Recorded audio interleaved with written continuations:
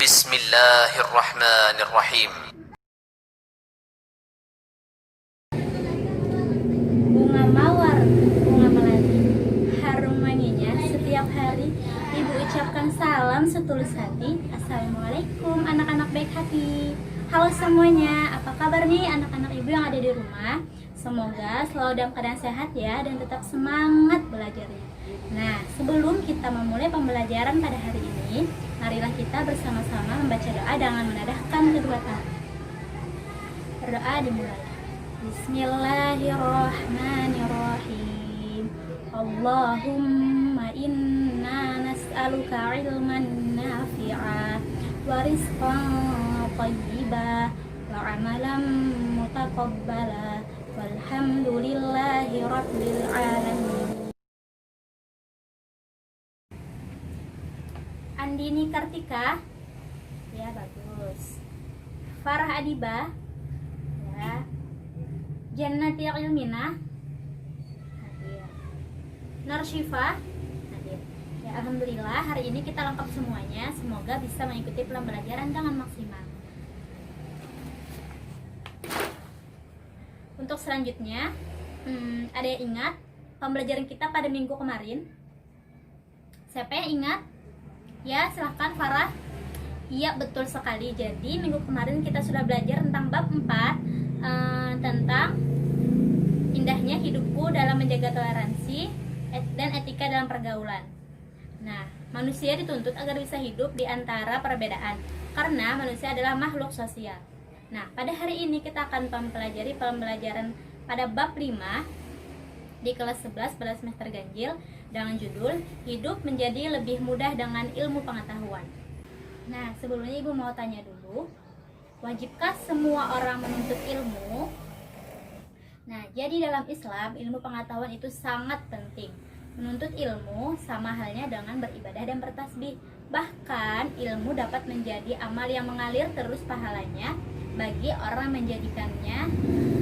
yang menyebarkannya kepada orang lain. Nah, dengan ilmu manusia menjadi mulia. Selanjutnya, tujuan pembelajaran kita pada hari ini, yang pertama, peserta didik dapat membaca hadis riwayat Ibnu Majah tentang kewajiban menuntut ilmu dan menyebarkannya kepada sesama. Yang kedua, peserta didik dapat menjelaskan kandungan hadis riwayat Ibnu Majah tentang kewajiban menuntut ilmu dan menyebarkannya kepada sesama. Yang ketiga, peserta didik dapat menunjukkan perilaku menuntut ilmu dan menyampaikannya kepada sesama. Baiklah, sebelum masuk materi, silahkan kalian terlebih dahulu saksikan video berikut ini ya. Check it out.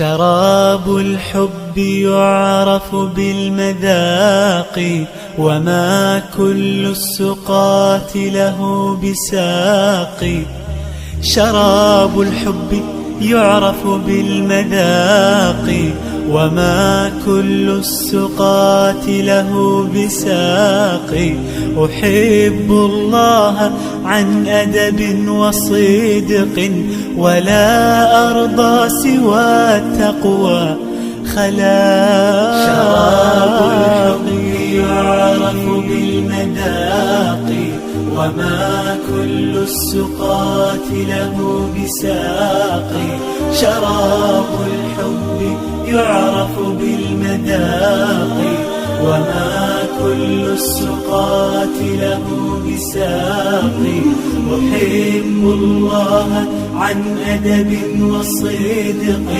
ولا أرضى سوى التقوى خلاقي إذا ما عشت لا أنسى إلهي به أسمو من الأخرى المراقي يعز علي ترك الحب عندي ولو بلغت بي الروح التراقي تركت جميع خلق الله دوني شغلت عن الخلائق باشتياقي شراب الحب يعرف بالمذاق وما كل السقاة له بساق شراب الحب يعرف بالمذاق وما كل السقاة له بساقي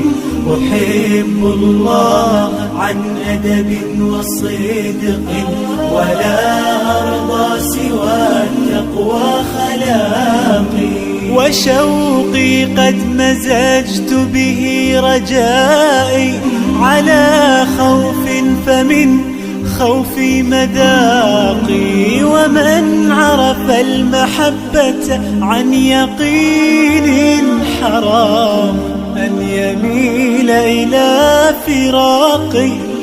Video tadi, coba kalian jelaskan pelajaran apa saja yang dapat diambil dari video tadi. Siapa yang berani menjelaskan? Acungkan tangannya. Siapa yang berani? Ya, Andin, silahkan. Ya, bagus sekali. Benar yang dikatakan Andin, seperti itu. Selanjutnya untuk teman-teman yang lain, Ibu tunggu pendapatnya. Anak-anak yang lain, Ibu tunggu pendapatnya. Silahkan tuliskan di kolom komentar ya. Ayo kita simak pembelajaran pada hari ini. Hadis yang pertama, An Anas bin Malik qala Rasulullah sallallahu alaihi wasallam talabul ilmi fariidatun ala kulli muslimin, rawahul Ibnu Majah. Artinya dari Anas bin Malik berkata, Rasulullah sallallahu alaihi wasallam bersabda, menuntut ilmu adalah kewajiban bagi setiap muslim. Hadis riwayat Ibnu Majah. Penjelasan hadis yang pertama tadi, bahwasanya hukum mencari ilmu syar'i adalah fardu kifayah. Artinya apabila sudah ada orang yang mempelajarinya, maka hukumnya menjadi sunnah bagi yang lainnya. Nah, terkadang menuntut ilmu hukumnya juga fardu ain. Batasannya adalah apabila seseorang akan melakukan ibadah yang akan dia laksanakan atau muamalah yang akan dia kerjakan. Hadis yang kedua, An Abdullah bin Am wa anna Nabiy sallallahu alaihi wasallam qala ballighu anni walau ayah wa hadithu an bani Israila wala haraja wa man kadzaba alayya muta'ammidan falyatabawwa maq'adahu minan nar.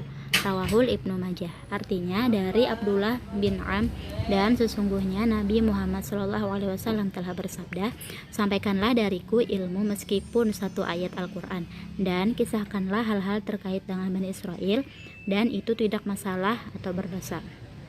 Dan barang siapa berbohong dan menyandarkan kebohongan tersebut kepadaku secara sengaja, maka tempatnya ada di neraka. Hadis riwayat Ibnu Majah. Penjelasan untuk hadis yang kedua ini, hadis ini mengajarkan kepada umat Islam untuk yang pertama berdakwah dengan menyampaikan ayat-ayat Al-Quran meskipun satu ayat. Yang kedua, hadis ini juga memberitahukan kepada umat Islam tentang kebolehan mengambil pelajaran dari kisah-kisah Bani Israel. Adapun kisah-kisah tersebut tidak bertentangan dalam prinsip-prinsip dalam akidah Islam.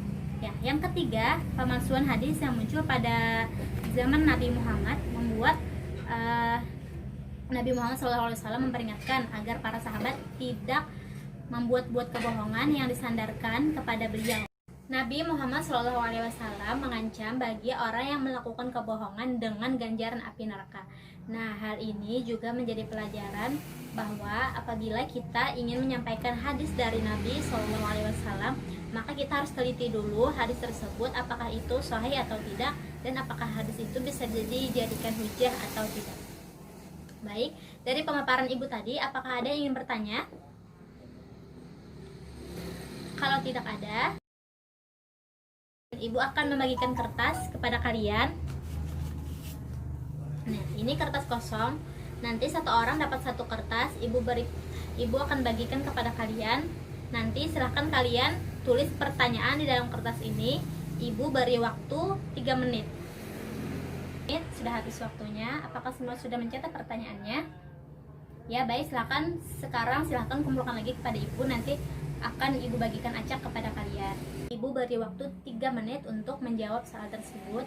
Dipersiapkan jawabannya, nanti akan ibu tunjuk satu orang, ibu tunjuk secara bergantian ya untuk menjawabnya di depan kelas. Sudah 3 menit, sudah habis waktunya. Sekarang ibu tunjuk Nur Syifa, silahkan maju ke depan dan bacakan pertanyaannya.